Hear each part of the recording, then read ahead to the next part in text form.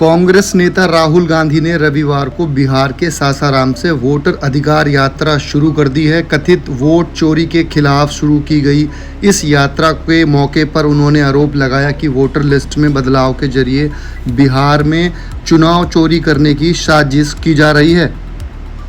वहीं chief election commissioner Gyanesh Kumar ने ही रविवार को कहा कि ना तो आयोग ना तो मतदाता दोहरे मतदान और वोट चोरी के आरोपों से डरते हैं। उन्होंने कहा कि कांग्रेस नेता राहुल गांधी को वोटर लिस्ट में गड़बड़ी के अपने आरोपों पर 7 दिन के भीतर हलफनामा देना चाहिए। ऐसा नहीं करने पर उनके वोट चोरी के दावे निराधार माने जाएंगे।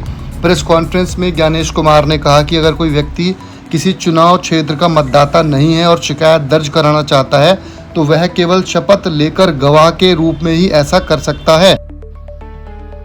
उनकी अनुमति के बिना मीडिया के समक्ष रखी गई, उनके ऊपर आरोप लगाए गए, उनका इस्तेमाल किया गया। क्या अपनी माताओं बहुओं उन्होंने कहा कि निराधार आरोप लगाने वालों को देश से माफी मांगनी चाहिए। उन्होंने कहा कि इतने गंभीर मामले में चुनाव आयोग बिना हलफनामे के एक्शन नहीं ले सकता है। अगर कोई यह सोचता है कि गलत जानकारी के साथ प्रेजेंटेशन देने से आयोग कार्रवाई करेगा तो यह ऐसा नहीं होने वाला है।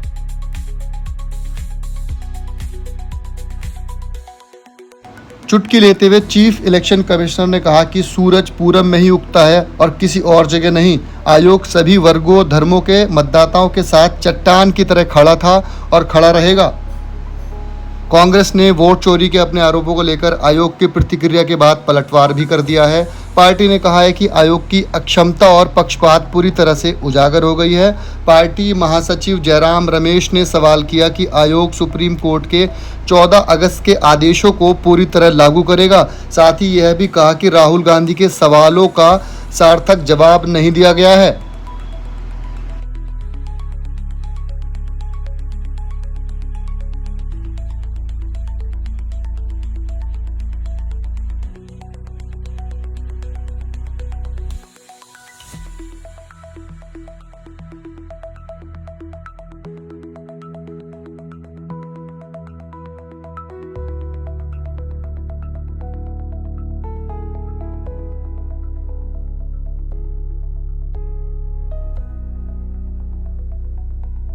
करते हैं।